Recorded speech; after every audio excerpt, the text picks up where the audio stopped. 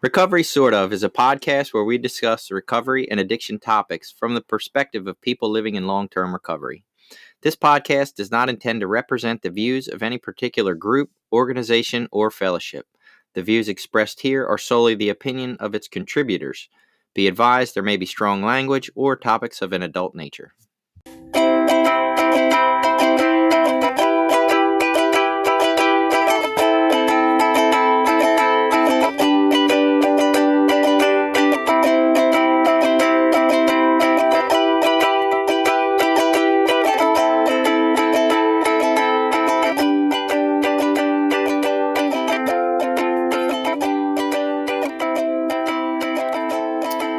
Hi, I'm Billy. I'm a person in long-term recovery. I'm here with my co-host Jason. Also in long-term recovery. Hey, everybody. Hey, and we're here this week to do our podcast. I'm going to start off talking recently about a book I've been listening to. It's called In the Realm of Hungry Ghosts. It's about addiction and a medical doctor. His name's Gabor Mate, and he's a doctor in the Portland Housing Authority. Works for the Portland Housing Authority up in Vancouver and deals with addicts and mentally ill. And the book's about his journey through there. But one of the things that I found most interesting about the book that he was talking about was that addiction is not connected to genetics like we used to think that it was. I still remember back in the 90s, when we heard, we found the alcohol gene and everybody who has this gene is an alcoholic, and we know, and, this is going to be the lead to medications and things that can cure alcoholism. And, I still remember hearing that and actually carrying that belief through that this is a lot of addiction is genetics. And according to him, a lot of the modern science says that's not really so true, that people are more, and he said actually the people that made that original prediction came out and said that later on, they weren't trying to mislead anybody. They thought they had found this thing, but they've come to find out later with more genetic studies that, we weren't quite right on that. And so this is going to get a little off addiction, but what we've learned with genetics in the last couple of years is what they call epigenetics, which is how environment affects your genetics. So for a long time, we thought, if you have this gene, you'll have blue eyes. If you have this gene, you'll have brown hair. If you have this gene, you'll have this. And what they're figuring out now is that's not necessarily true. Right. That you have 2 or 3 different genes in your genome, and that if 2 are on and 1 is off, you'll have brown hair. But if 1 is on and 2 are off, you might have blonde hair, and that, you can't isolate it to just one gene that does this or that. Right. And that what determines whether these genes are flipped on or off, a lot of times are environmental factors. Yeah, it's very much so. If these 17 places are flipped to the right spot when the moon is shining on the 3rd Sunday of the month, this is what will end up coming from it. But I am a little surprised. So I just recently had a class that's about addiction, and they're still selling the research that, if one of your parents is an addict, there's a 1 in 8 chance that you will be. And if both of your parents are addicts, there's a 1 in 4 chance that you will be, regardless of any other circumstances. Like, that's just the genetic portion that's passed on. So I'm kind of surprised that might not be the truth anymore, since they're still teaching that in the colleges.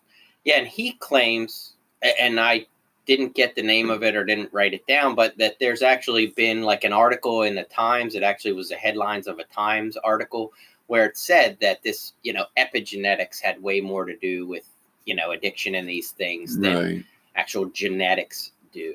I'd have to look into the study, because the study they're basing the 1 in 4 and the 1 in 8 ratios on is people who had addicts as parents, but these were kids who were given up for adoption at birth and then raised somewhere else by different parents, right? So they were saying that these children who did not have the environment of being raised by the addict, right? They weren't giving the nurture portion of addiction, and that's why they turned out to still have addiction.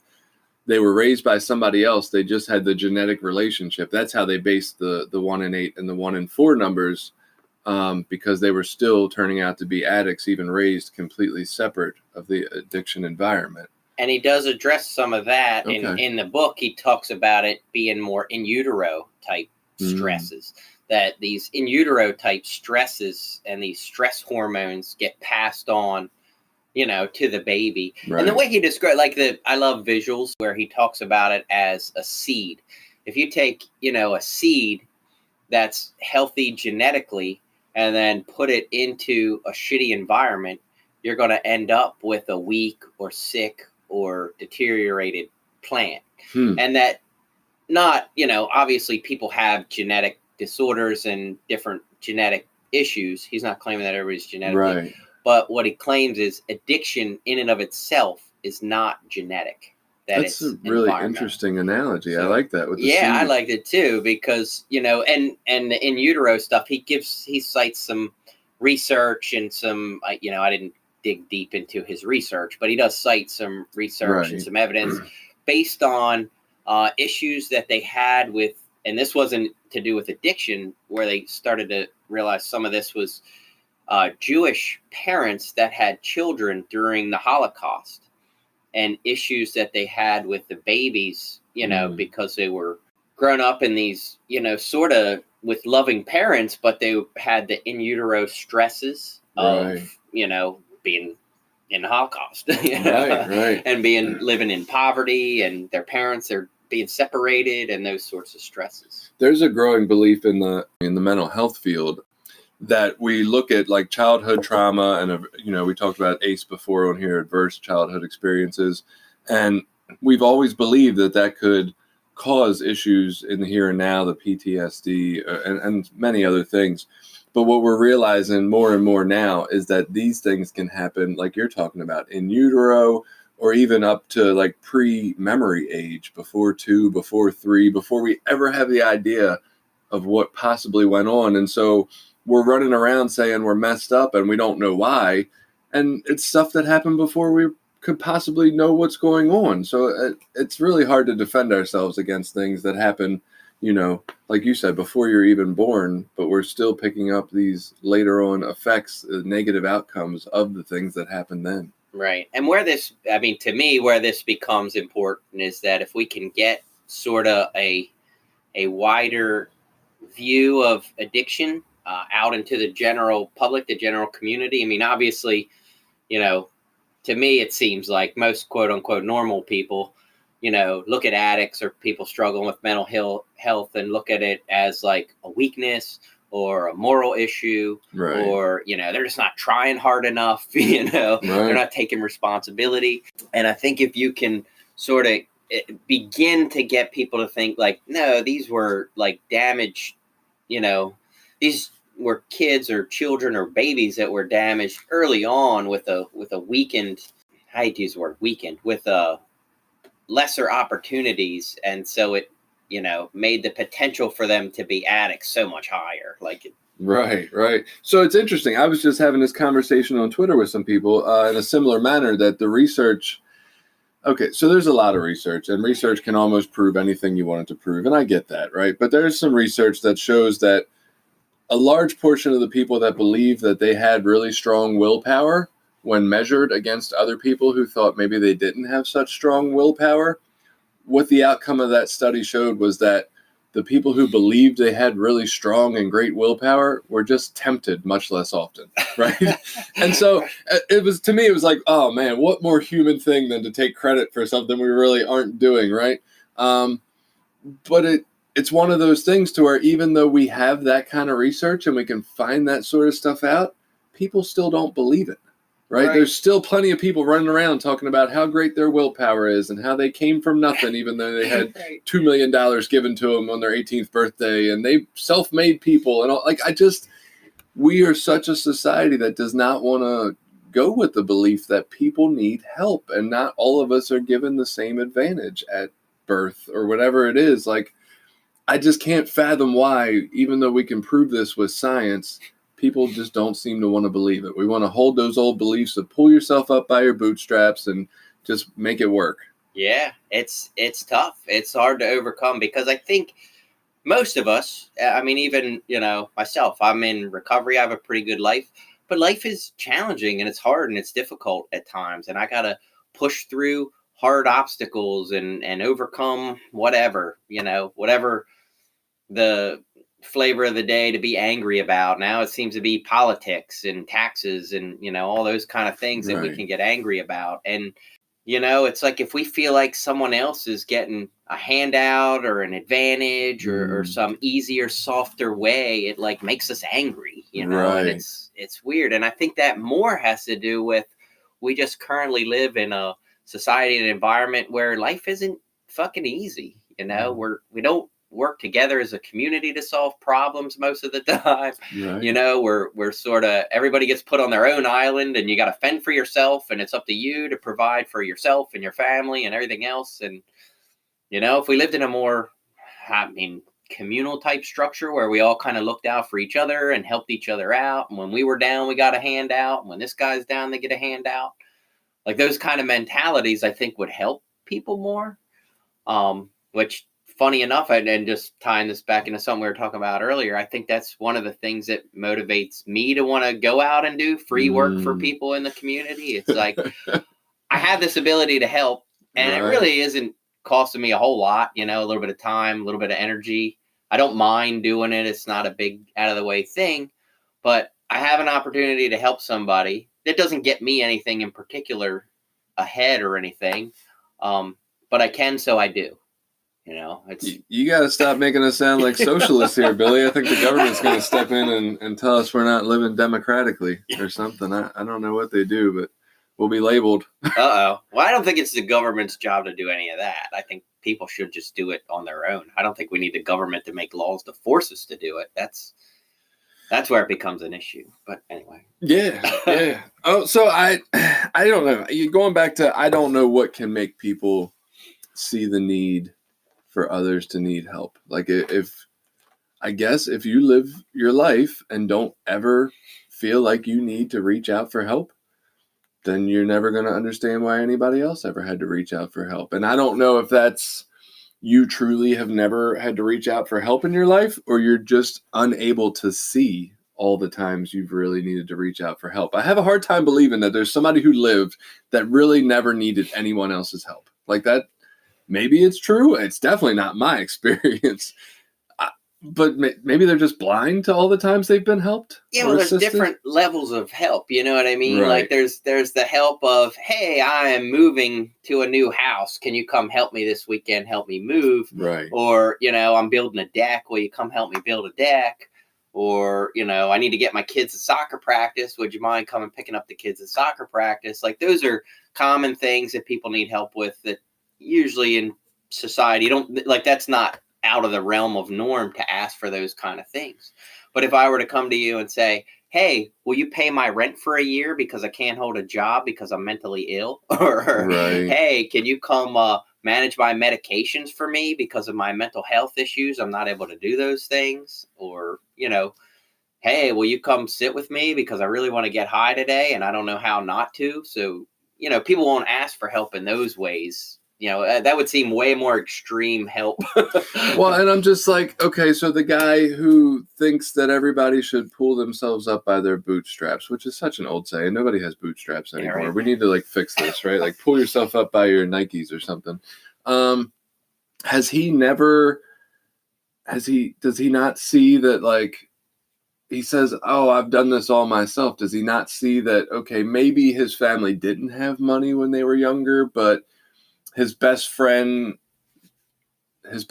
dad maybe happened to be in the union. And so he had a recommendation and now he got into the union and made a good living for himself. But does he not see that he got helped to get in there? And had he been, I don't know, a person of color or a woman, he'd have never got that recommendation from his friend's dad. I don't know. I just think we really missed the boat that we have advantages.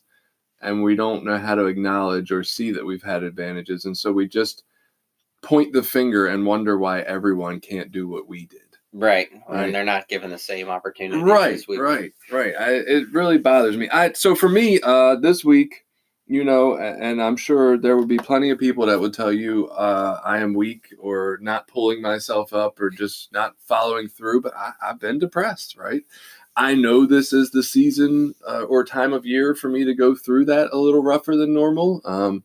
I'm really into Christmas. I love the Thanksgiving, spend time with family, and then the Christmas shopping season and just thinking about my family frequently and what they'll appreciate. And that whole thing is just a really loving time of year for me, right? And then after everybody goes back to school and work, it's like a funk. It's like, now I'm just all alone. And I feel maybe tied to some stuff from my childhood, some like abandonment stuff when they go back to school and work. And I'm just kind of like, now I'm just here by myself with nobody to talk to and isolated and I don't know what to do. And my normal reaction when I feel those kind of things is to just, okay, I'll get my sons on the bus and I'm going back to bed. Right. I just cannot face the world right this minute. And that's what happened last Monday. Right. And it was a few hours where I laid in bed and look, I'm not even tired. I already had like 7.5 hours the night before. I know it's not a tired thing. And I'm laying there in and out of napping or sleeping or escaping life. And like the thought hits me here and there, like maybe your kids would be all right without you. Like this life thing's just tough, man. Maybe you just don't need it. Right. And it's a scary ass thought. I don't want to feel like I'm that close to the edge. And I don't think I'm going to act on it or anything, but it's like just to even have that thought is so scary to me. It's like, why do I have to live on this like edge of a cliff at all times, wondering what dumbass thought is going to come my way about what I shouldn't be alive or something like that. And so it's gotten just slightly better every day since then, right? It was really hard to get out of bed Monday. Tuesday, it was still pretty hard. Wednesday, it was a little less hard. And like every day, it's gotten a little better. Even today, this morning, like I love coming here and doing this. It was still a little tough to get up, right? I snoozed my alarm a couple times, which I usually don't.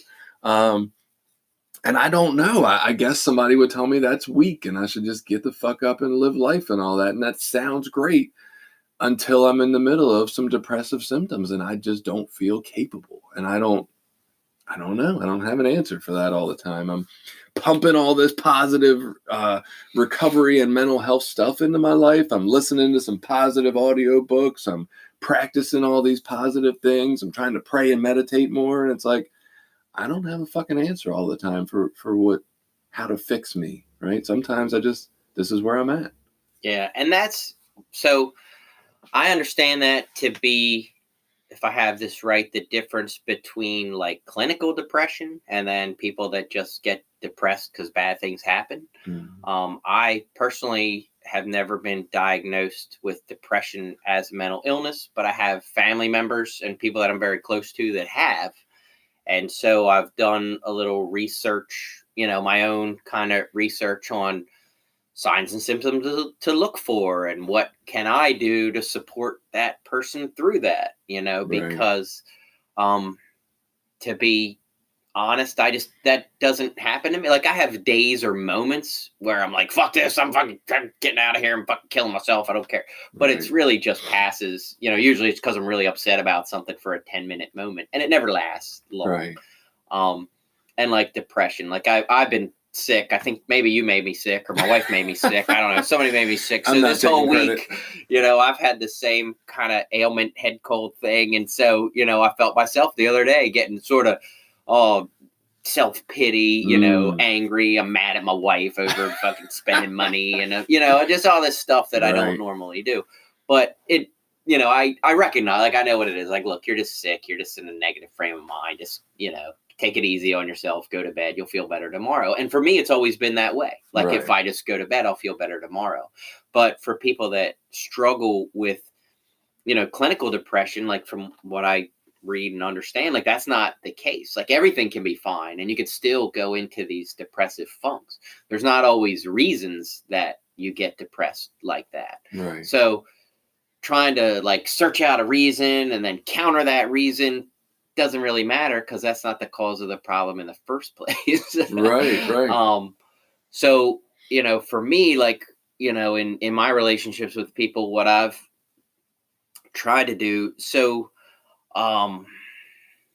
trying to tread lightly here because I don't know what I'm allowed to say and not say, and I don't want to throw anybody's names or anything out there.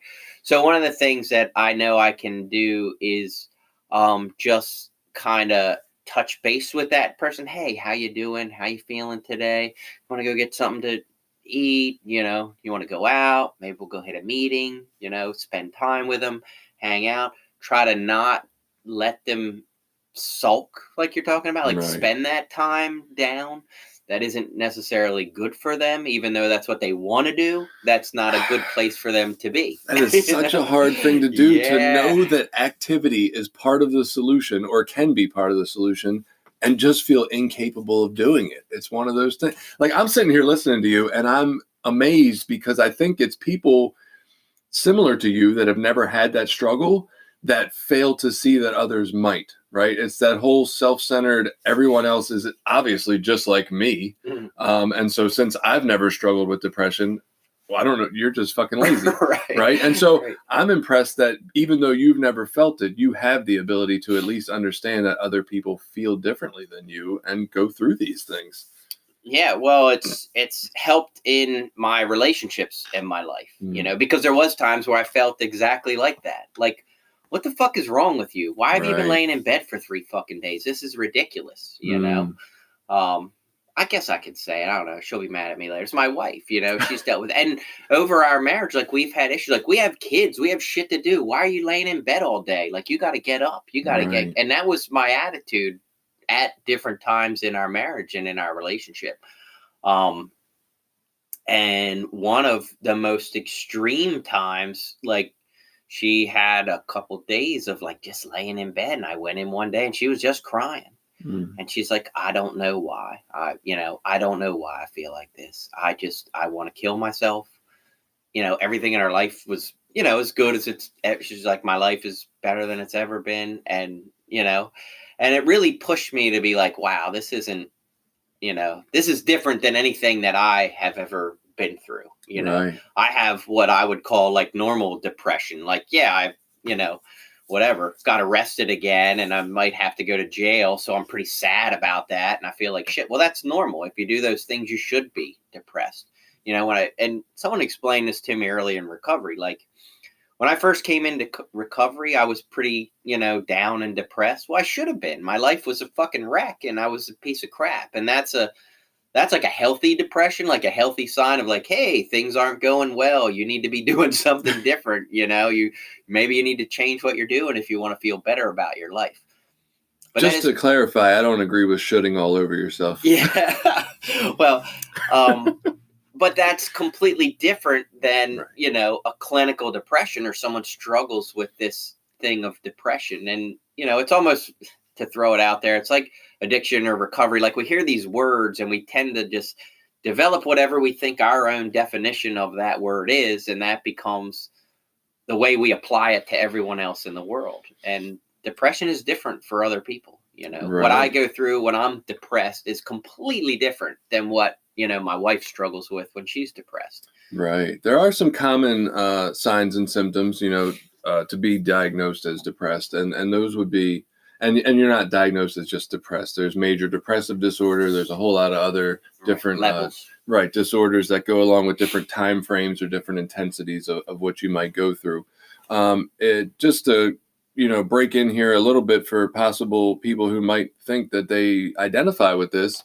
If you're feeling depressed, one thing to do, you can talk to your primary care physician. You can go see a mental health specialist, or even at home. If you want to do a search, I almost said a Google search. I'm not gonna advocate for them. They have enough advertisement. But if you want to do a search for, it's called PHQ-9, which is so they made this personal health questionnaire, which includes a whole lot of different stuff. And they took the 9 questions out of it that have to do with depression and put them together. And it's called a PHQ-9. And it's free and you can find it all over the place. It doesn't cost anything to get it. It doesn't cost anything to get the scoring mechanism from it, like unfortunately some inventories of depression do. And you can take that at home by yourself. And it's really simple. It's really basic, but you can score it and get an idea of where you are on the depression scale, and if you might need to look into that further with professionals. Yeah, and there's the National Suicide Hotline, I know gets a lot of, promotion now, as it should. Yes. As we see suicides, increase. There are people out there that want to help. There are people out there that want, to be available to support people when they're going through these struggles. I think so. A lot of times when we talk about depression and possibly diagnosing it, we talk about more the change from your norm, right? It's not so much what behaviors do you have. If you sleep 12 hours a day, but you've always slept 12 hours a day, that might be your norm. That might be okay, right? It's more about, hey, do you remember a time when you felt different? And what's different today from then? Do you eat more or less? Do you sleep more or less? Like, what are these changes in your behavior? A lot of time, excuse me, it could be accompanied with just a different feeling about your life, right? Like, and it might be sadness or it might be no feeling. It might be losing joy in things that used to bring you joy. You might not find any more joy in, activities you used to love. You used to love golfing and now you just don't find any joy in it. That can definitely be a good sign of depression. Not a good sign, but a positive sign of it. And I think one of the things that's the biggest struggle and the scariest part of depression is that it doesn't just feel like now. Like, depression almost spans time. It makes you feel like your past and your future also were terrible, right? Yeah. It's always been terrible in the past and it will never get better in the future. It's not just a present feeling disorder. And I think that's one of the scariest parts, because you do feel stuck and like it'll never get better. It's a hopeless disorder. Yeah. And, as a person trying to support someone going through that, I think sometimes, just talking to them in a supportive way, trying to tell them that, you love them, that you care about them, that they can get through this, that you're there to help them get through it, that it's okay that they feel that way, instead of trying, like, in my case, I try not to, belittle or punish or make it feel like there's something wrong with her, you know what I mean? Like, It's like, hey, I'm here, I can help you, we can get through this together. I'm sorry that you feel this way, like acknowledging those feelings, like, yeah, I understand you feel this way, and it's okay that you feel this way. But what do we, let's try to get through it together. Yeah, I think you touched on a couple of really important pieces of that. Definitely, it's really important for anything we feel, even though we like to judge them as good or bad or indifferent, to recognize what we're feeling or what somebody close to us is feeling and allow that feeling to just be, right? Like, there's no wrong feeling, right? There can be some feelings that maybe aren't based in reality, but that doesn't make them wrong. Like, we still feel them very real, whether they're true or not. And so I think it's really important to let people know that it's okay, or let ourselves know it's just okay to feel whatever we are feeling. And another critical point that I think you said was sitting with them is always let people know they're not alone. Yeah. Right? Because that's what isolation is deadly for us, man. We are a communal species, and when we're not feeling at our best, isolation is dangerous and deadly for us. And it's good to know that we're not alone in dealing with anything, like that somebody's there. It might not fix the problem right that second. It might not. It'll be comforting, if nothing else, right? To just not be alone. Which, for me, as the supporter of someone in depression at times, like, that is a hard thing. Like, in my life, most of the time, like, I just do this and that's a solution to the problem, and then I do that and that's a solution to the problem. And so, it's like, with my wife, I might want to go in that one time and be like, hey, it's okay, I'm here for you, what do you need? Right. We can get through this.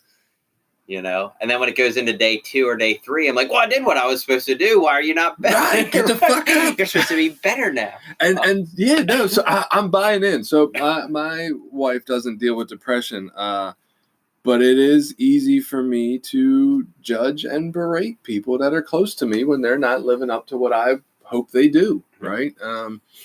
Whether that's a mental health issue they're struggling with or not, it doesn't even matter. It's just the fact that, like, it's so hard to let other people be human when we have expectations of them doing more.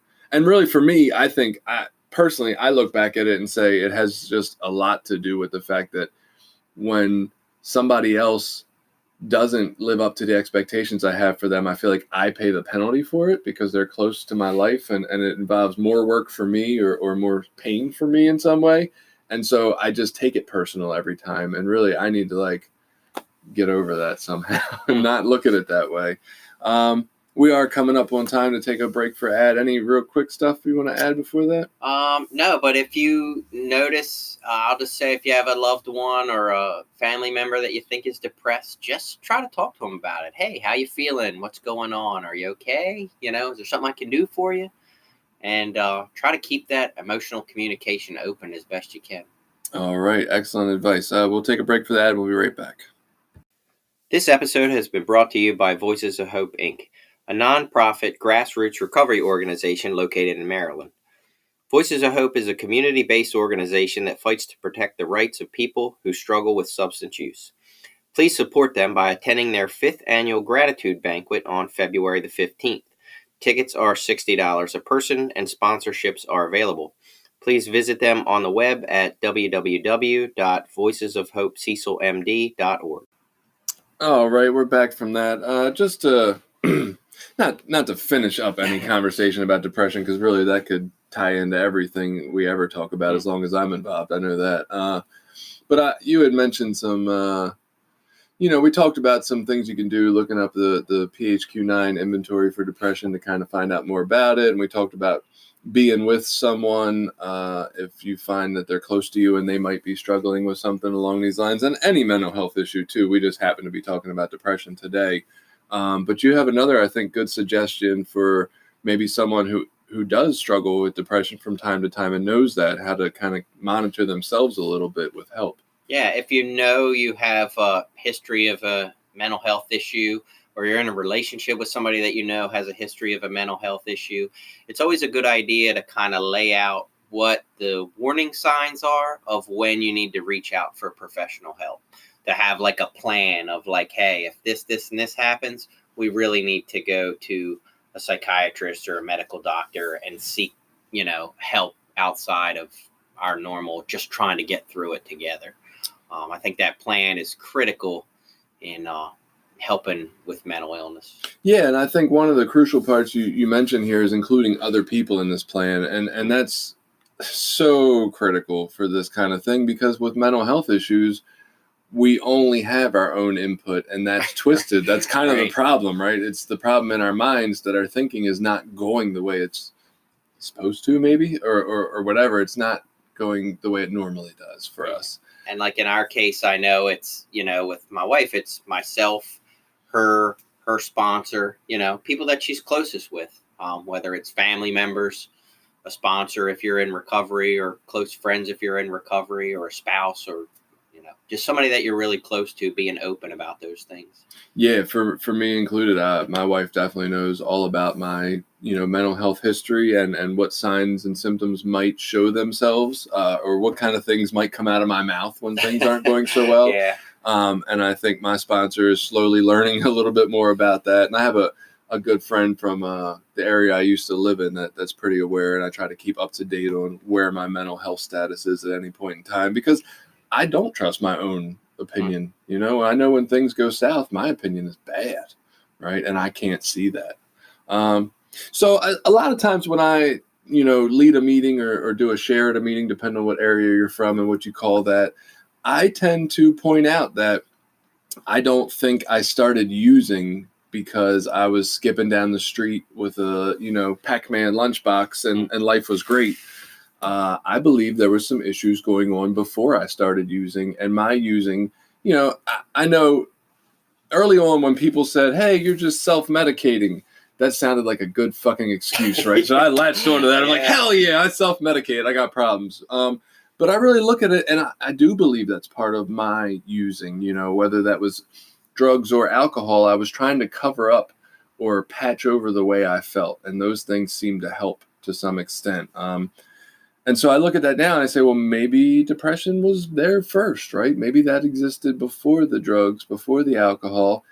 And those were parts of the reasons that I started to use. I know my father, talking about, genetics, my father struggled with some really nasty depression at times in his life. So it wouldn't be a far stretch that I would feel some similar things if that's genetic, though we, of course, from our conversation earlier, we really don't know exactly. But I look at that and I say, like, so we get clean, we get sober, we start to deal with some of these effects again. Maybe we have that pink cloud time where it feels good for a minute. Maybe we don't. Some other people go through the part of their brain that doesn't produce the endorphins or the dopamine because they've been, falsely producing it for so long. So they don't have any natural production of it going on. So they're in a funk.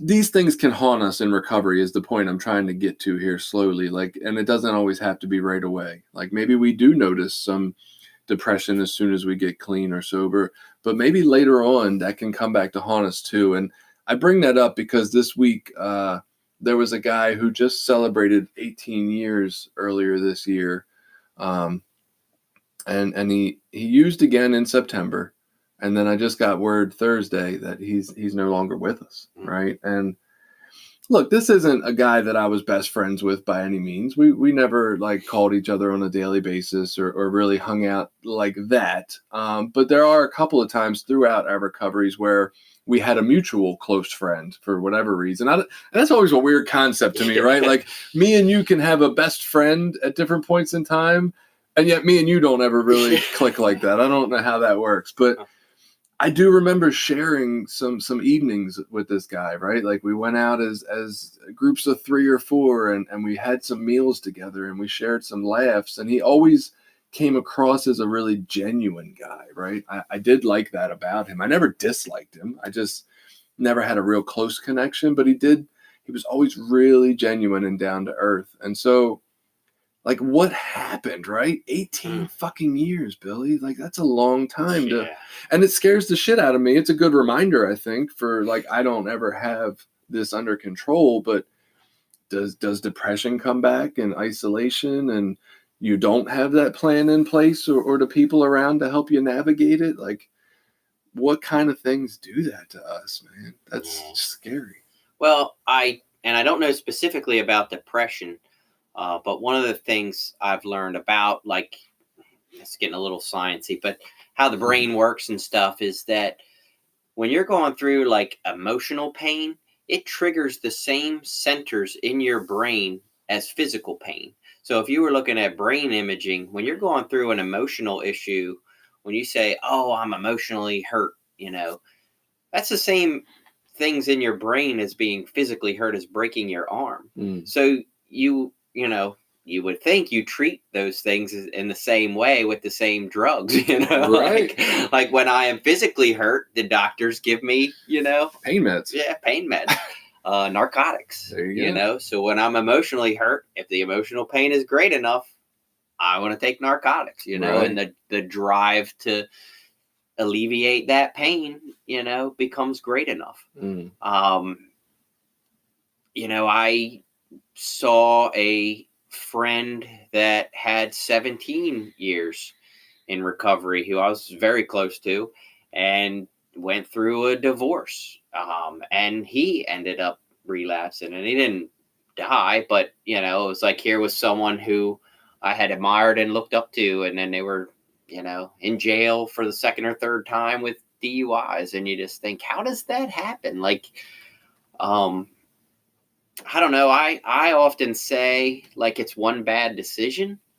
But I don't know if it really is just one bad. I mean, maybe it is, maybe it isn't, but those are the reasons for me personally why I have always had a healthy fear of drifting too far away from my recovery supports, Right. from things like going to meetings and keeping in touch with people in recovery and those things.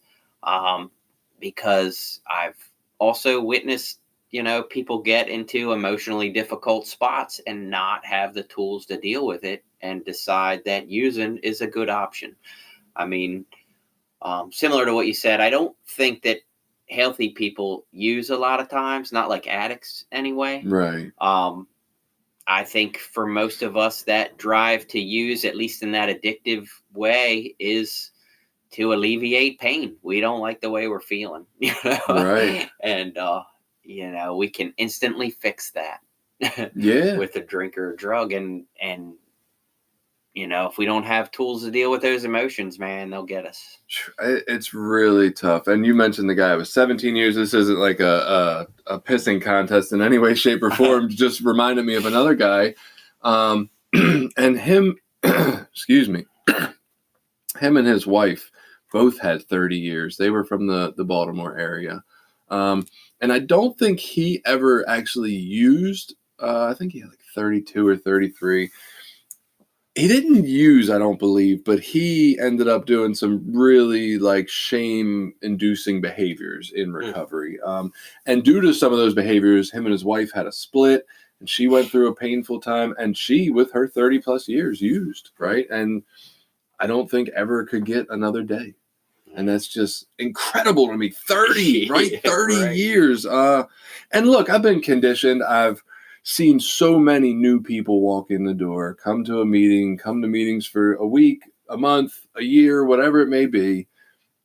And then they're no longer with us for whatever reason. Maybe they finished their probation and they don't need NA anymore, or whatever it is. Many guys that I've sponsored for different periods of time, whatever it is, I've seen that so many times that I'm pretty cold to it. I don't know what the word would really be. Yeah. It doesn't affect me the same way it did the first couple times, right? But the people with a lot of time, and I've seen a lot of double-digit time go out, 10, 15, 14, whatever. It's like, wow, man, that's really intense. And it's not surprising in the sense that I get it. Like, I know that's what we're capable of when we don't practice this on a daily basis, but it's still terrifying in the sense that I don't expect those people to get high anymore, right? I expect that they've got 14 years of a different pattern of behavior, and that's not going to happen. And one of the things when I posted it on Twitter this week about the guy, and I wasn't, trying to claim to be his best friend or anything like that, but just how eye-opening it is, once again, that like I can't stay clean on yesterday's shower.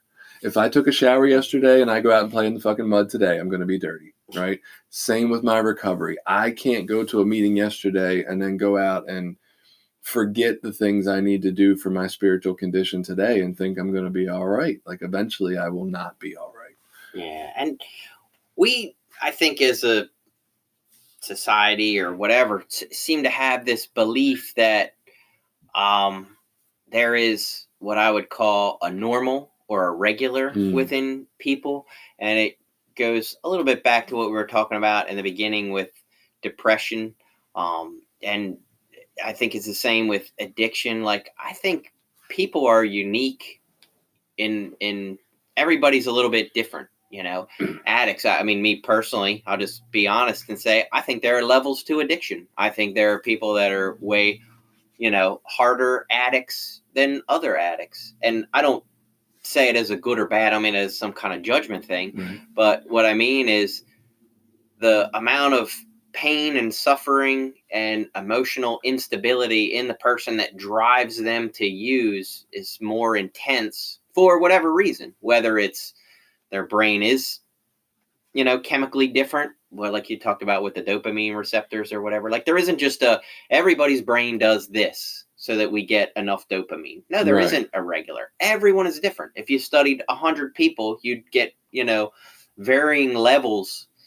Even within quote unquote normal people, there would be these varying levels of how much dopamine they need and how much they produce and, all those things. So there isn't just this normal level that if we do these things, we're going to be at this normal level, Yeah. And it's the same with recovery. Like our emotional development, our emotional growth, the amount of emotional stability that we have is very different. The issues that I suffered with my abuse and the things that drove me to use are completely different than your experience and what drove you to use. So why would we think that if we just do the exact same thing, we should be in the exact same place with the exact amount of time clean? Like, it just doesn't work that way. Right.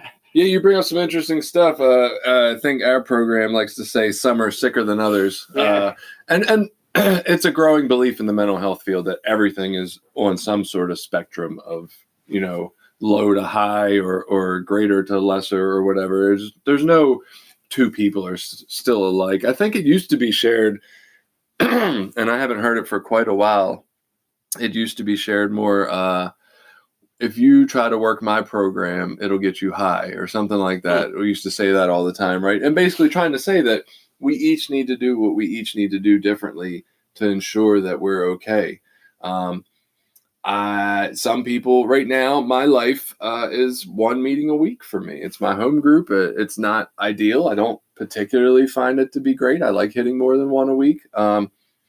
But I have a lot of other responsibilities and commitments in my life, and I'm not trying to make excuses for that. I have 5 kids. I have school. I'm working a couple nights of the week right now. I can only give so much. Now, that doesn't mean I don't do anything the other 6 days of the week for my recovery. I do a whole fuck ton for my recovery, right? Probably still not as much as I'd like to do at any given point in time, but I do a lot of things. But if other people went to meetings one day a week, that might not work for their life. They might be high already, right? Whereas if I tried to go to meetings 7 days a week, which is perfect for some people, right now I would probably feel the shame of not taking care of my home life, and I would neglecting responsibilities. Right. So no two programs can be alike. I do think the interesting piece that I think we were trying to go to a little bit with this is, so this guy had 18 years, right? And he was a slightly strange character, right? He was. I'm not going to beat around the bush too much with that. And that doesn't mean he was bad at all. He was very unique, right?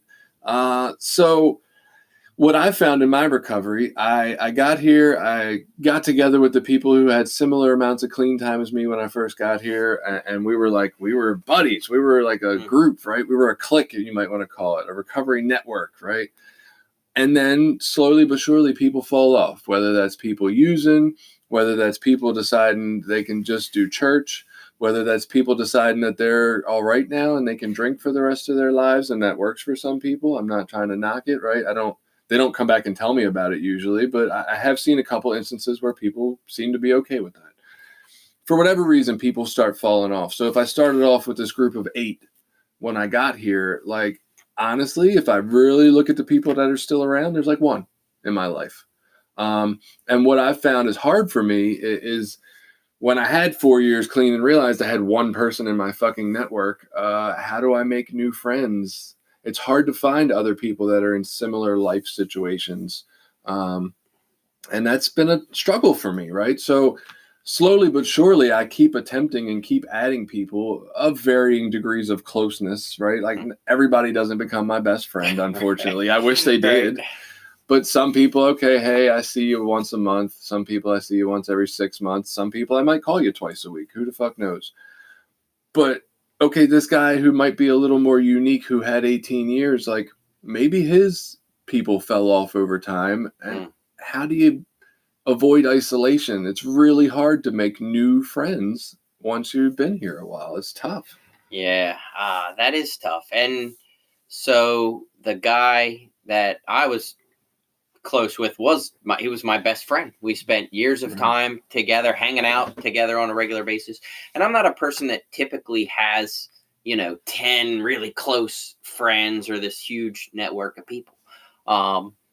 For a couple reasons. One, I don't like big groups of people. I don't say I don't like a lot of people. I don't mean it that way. I like people in general. I'm very social and I get along with people.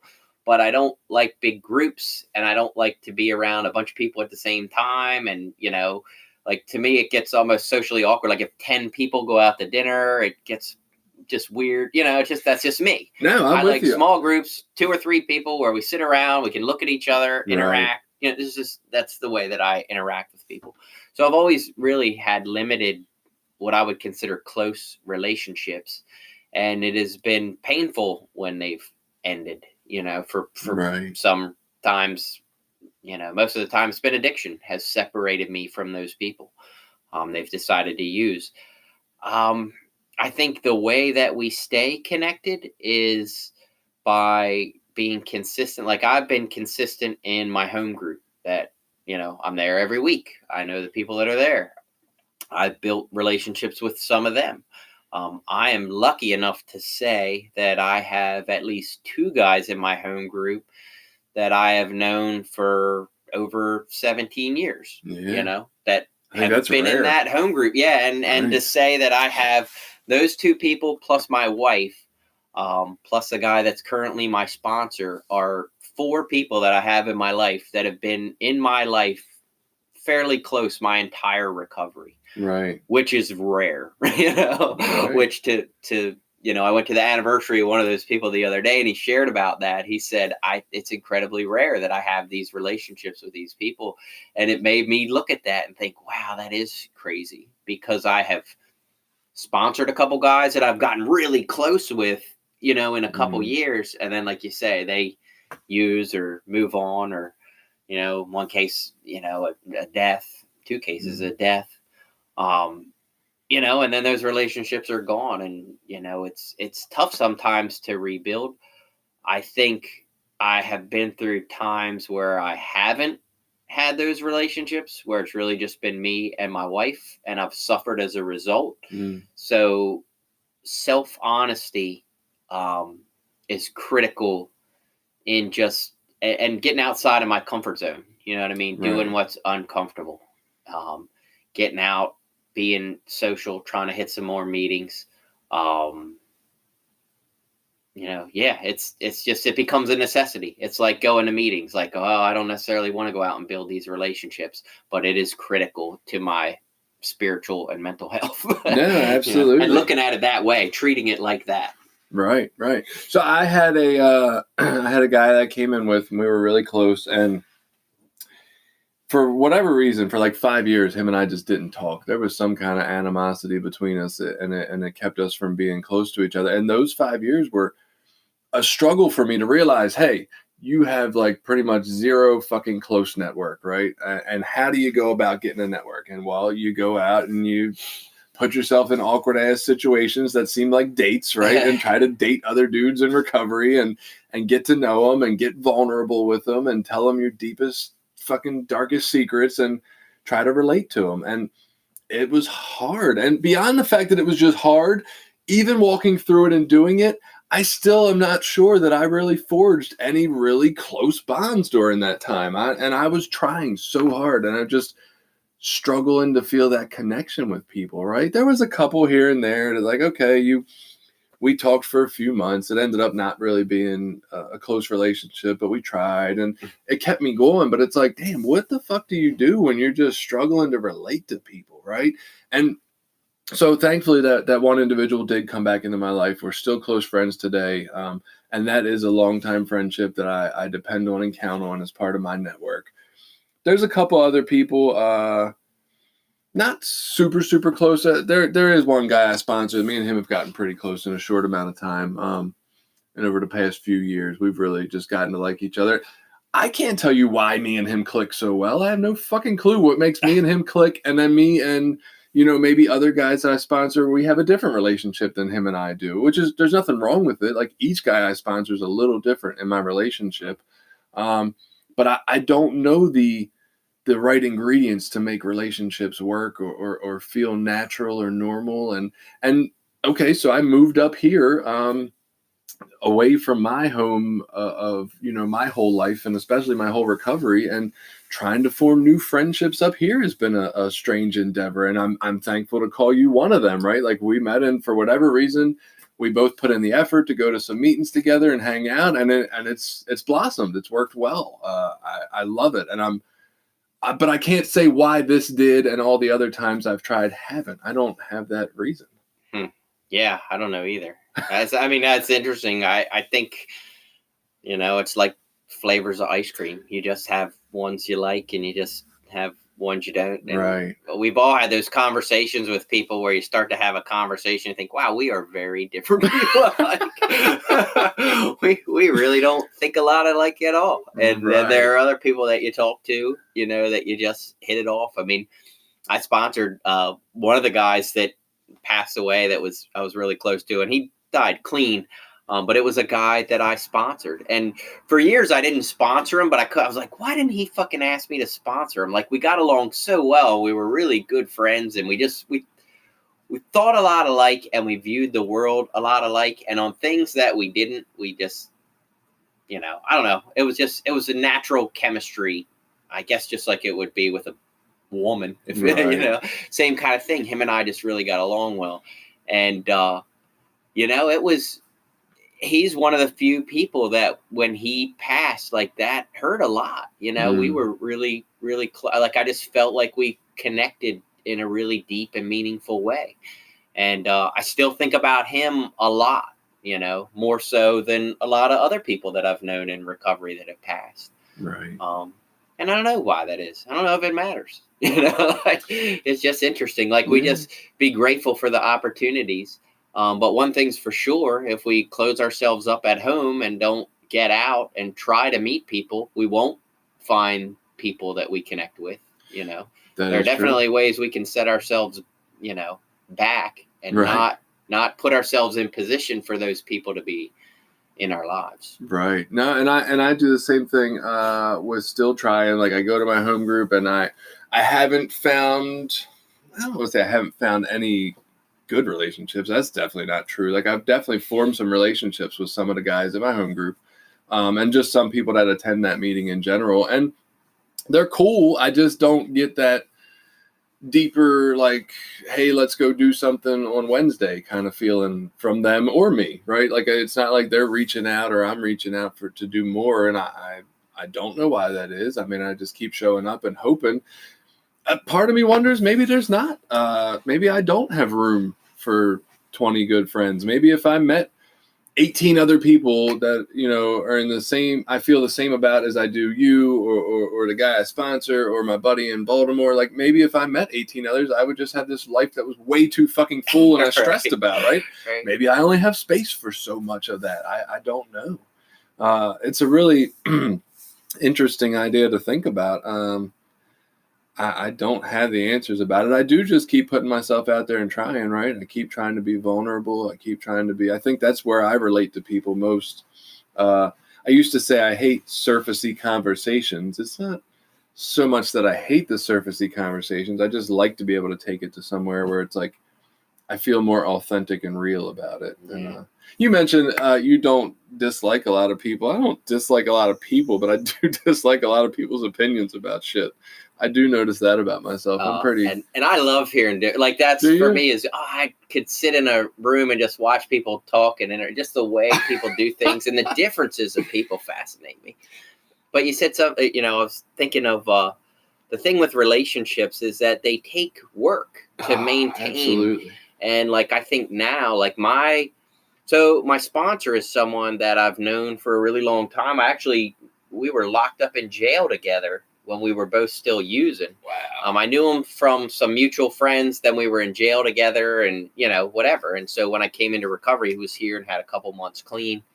He wasn't my sponsor for a long time, but in any case, throughout this process of recovery, we've been a lot closer at times than we are right now for different reasons. Right. One, he kind of moved. He's a little further away now. Some things in his life have changed. He's not as available. I don't see him as much. So our relationship isn't what it was 2 or 3 or 5 years ago. It's just different. Right. And I don't know that he's changed a whole lot or I've changed a whole lot, but between the two of us, our commitment to that relationship has waned for whatever, like say, and I don't look at it as starting to make judgments on him or myself.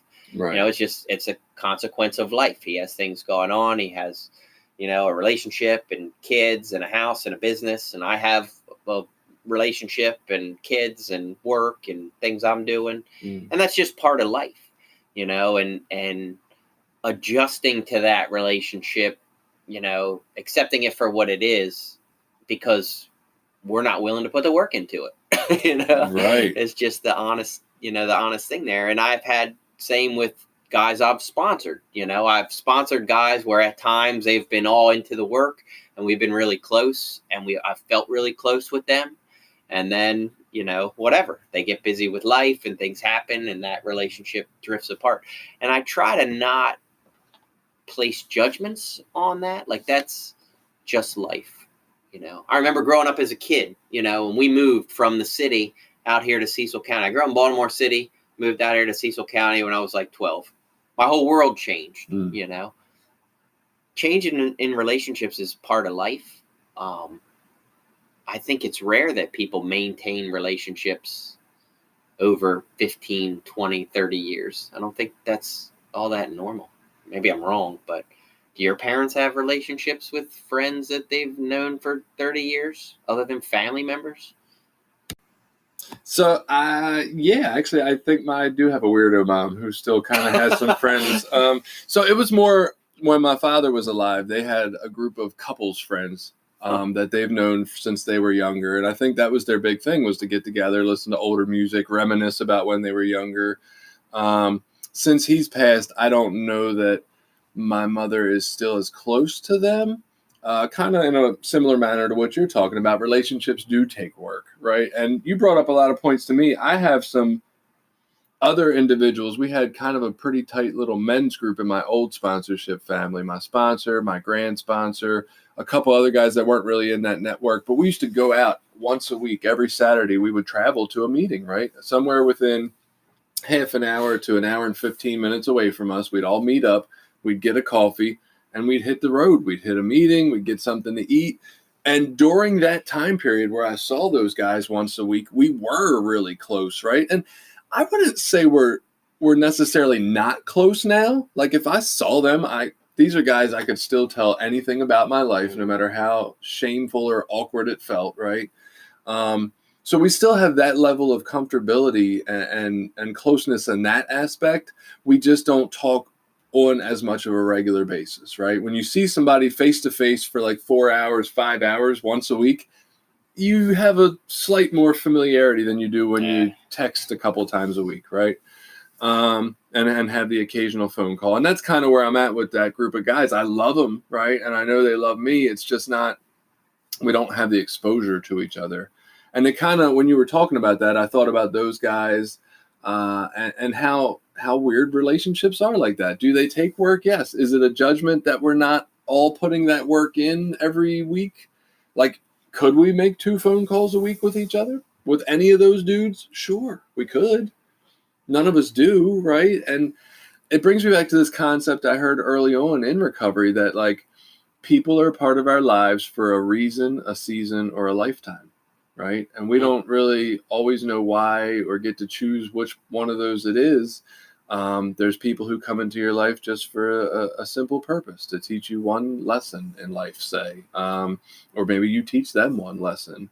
And then there's people that come in for a certain time period, whether that be literally like 3-month season or maybe a few years of your life. And then there's people that you will have for the rest of your life that are always going to be there. And I think that's an interesting concept. Just, I think it helps if I can accept that into the not judging part you were getting at, right? It's not that I love these guys in Baltimore any less. It's not that they feel any less care for me. It's just that maybe it's not our season right now. Maybe we'll have another season. Maybe we won't. Maybe we'll just remain, people who really respect and care for each other from a slight distance.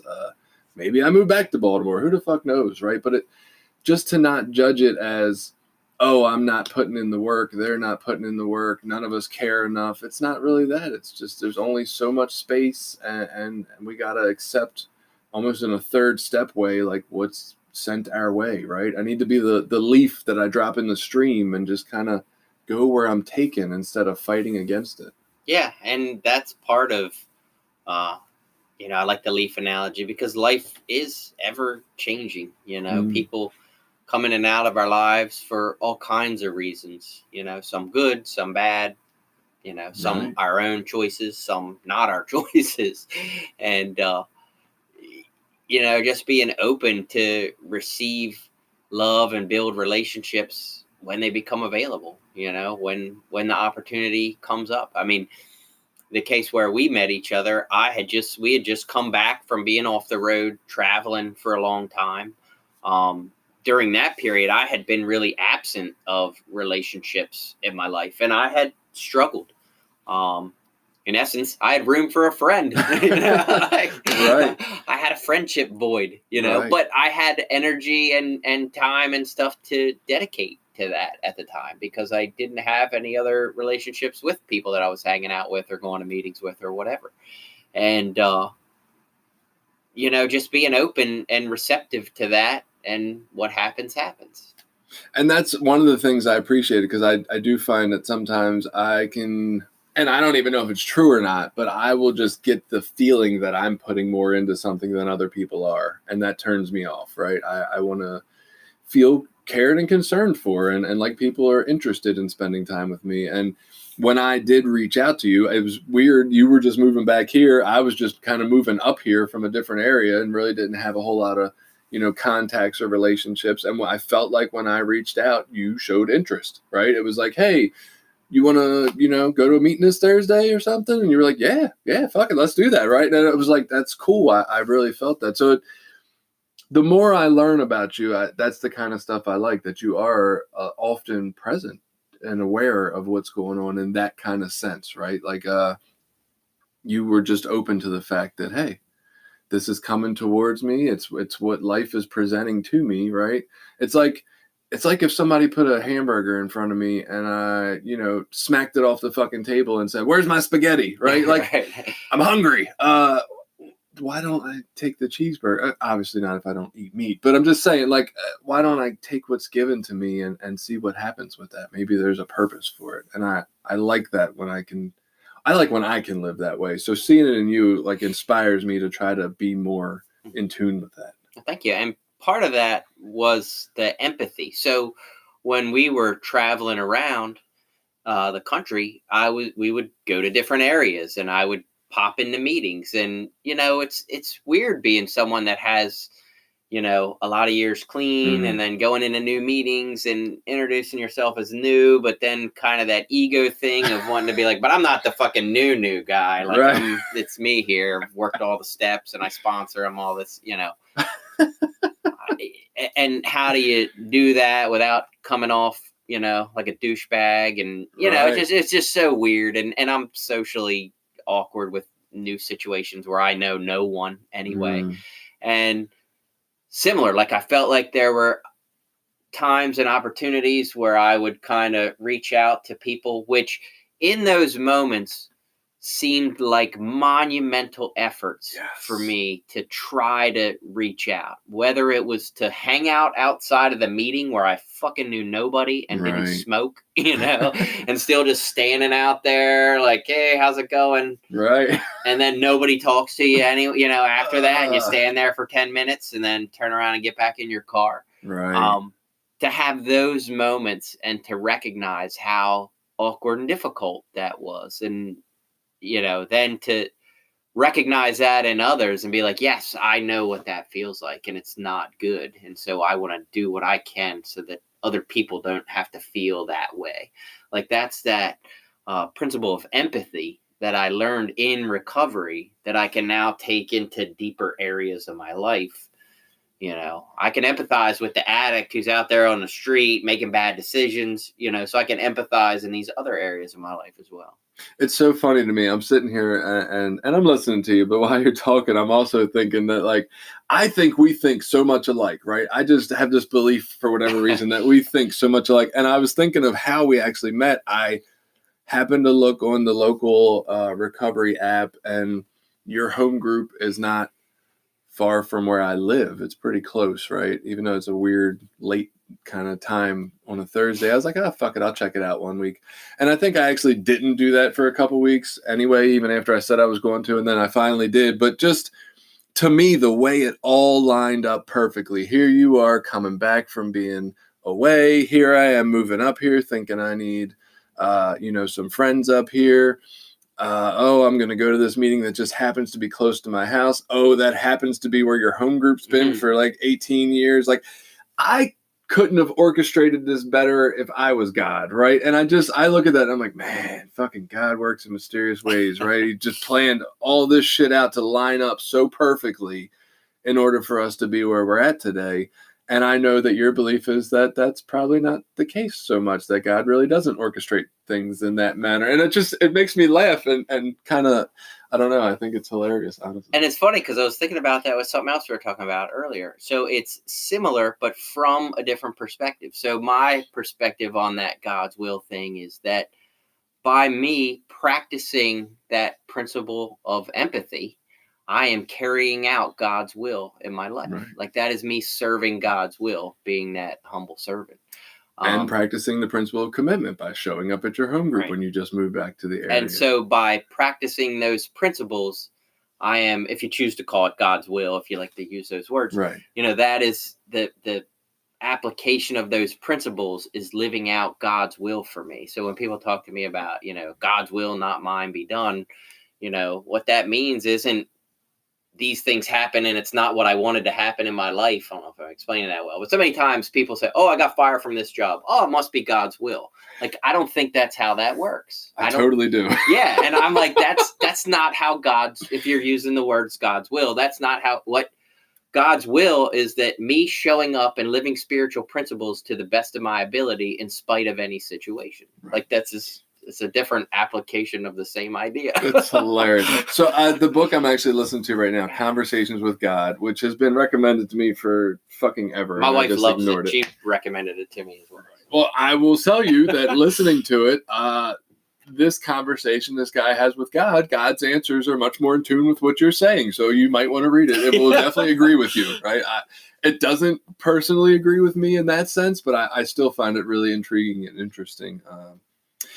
I think anything I do to try to seek spiritual growth, recovery, whatever you want to call it, the more of that I fucking do, man, the better of a place I'm in my head. And just this last week, noticing the depression, I've really put a lot of effort into doing some positive things, listening to, positive audio books, more prayer, more meditation, things that are good for me. I'm trying to, I've listened to another audiobook, Radical Compassion, where they're talking about this process of rain, where I just recognize my feelings and allow them to be, and then eventually investigate them and nurture them and things like that. And I'm just like full force into fucking I need help, right? Yeah. But in that space, I really think that I've been a much more aware and nicer parent this whole week. Not perfectly, right? Not perfectly whatsoever. Still some grumpiness, but at least at moments the ability to say, hey, I'm grumpy right now, and maybe this isn't the time for us to have this conversation, right? And it's kind of blowing my mind. It's like, fuck, man, I like me better this way, for sure. So maybe I need to put this effort in all the damn time. Yeah. And why don't I?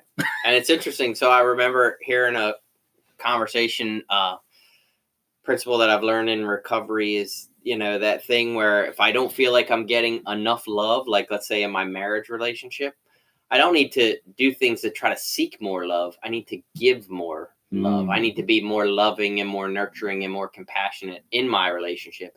And by doing it, I recognize it and then receive it, right. Because a lot of times those things are there. It's just not in the way that I want it, or not in the way that I'm open to it in that moment. Right. My thing is, well, if you loved me, you would fucking cook dinner when I get home from work, or make sure, my clothes are all put away, whatever dumb thing that I think love means in that moment. Text me back when I text you. Right. Immediately, you'd immediately reply to my needs. At least answer my shit at some point.